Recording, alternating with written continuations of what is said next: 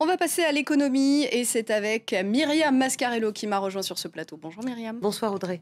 Alors le couple franco-allemand, on en a parlé, veut travailler ensemble pour l'Europe en 2013. Paris et Berlin qui fêtaient les 50 ans de leur réconciliation promettent des propositions concrètes en mai prochain. Voilà, concrète et commune. On sait que le couple franco-allemand parfois a des liens distendus. Ils n'ont pas toujours tiré dans le même sens, notamment pour sortir la zone euro de l'ornière où elle se trouve.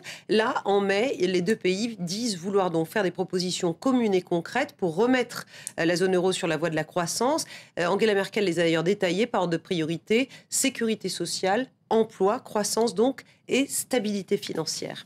Et première traduction concrète de cette volonté de renforcer la coopération économique, la création d'une taxe sur les transactions financières. Et là, ça fait plus d'un an que l'Allemagne et la France sont sur la même longueur d'onde et travaillent ensemble à cette taxe. Et ils ont réussi à convaincre 9 autres pays membres de l'Union européenne. Cette taxe va donc s'appliquer dans 11 pays européens, mais pas la Grande-Bretagne, qui est pourtant la place financière du continent.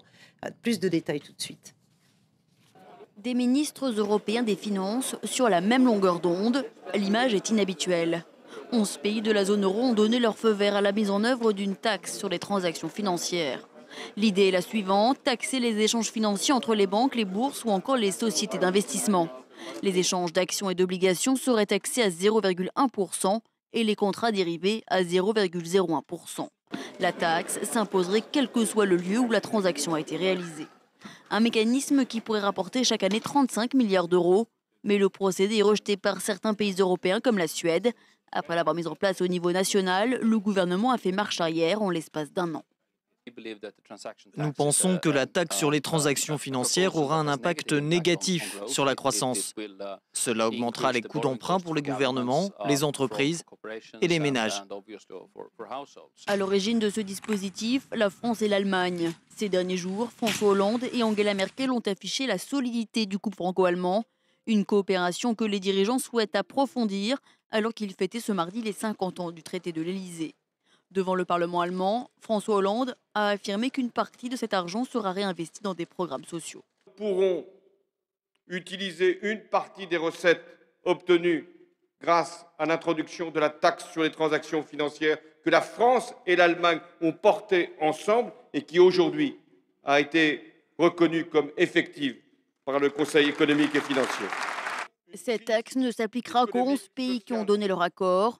Mais elle ne sera pas effective avant mi-janvier 2014, le temps que ses modalités d'application soient définies.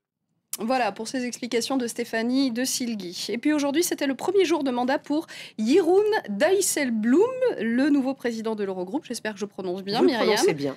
Première explication de texte pour lui.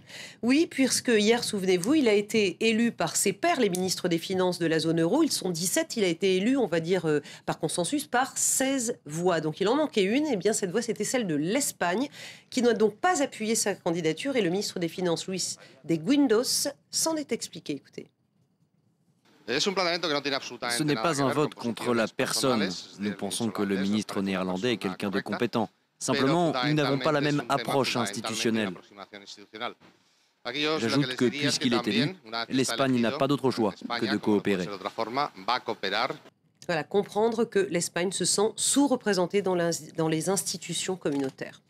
En France, à présent, la Cour des comptes a la dent dure sur les indemnités de chômage. Elle a rendu un rapport aujourd'hui et notamment elle a chiffré le trou pour 2013 des régimes d'assurance chômage. Il serait supérieur à 18 milliards d'euros et donc les magistrats font 4 recommandations, vous découvrez sur votre écran.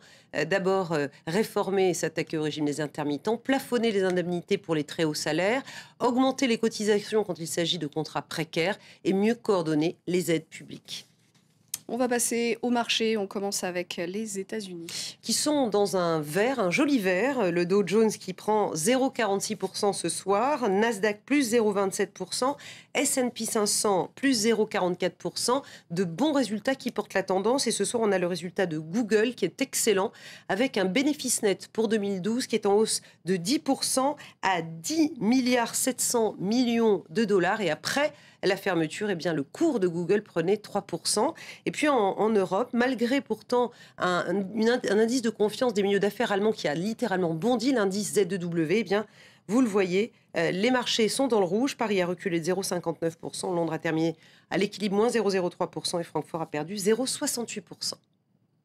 Un secteur sous pression en Europe, c'est l'automobile. Avec Renault qui menacerait de fermer au moins 2 sites en France si les accords en cours de négociation sur la compétitivité n'étaient pas conclus. Ce sont les syndicats qui ont annoncé ces possibles fermetures. La direction ce soir dément avoir tenu de tels propos. Néanmoins, ces négociations qui sont déjà engagées depuis plusieurs mois et qui vont continuer sont tendues. Et le but, c'est évidemment d'adapter, on va dire, les heures de travail, les rémunérations sur la production effective, sur l'activité industrielle réelle.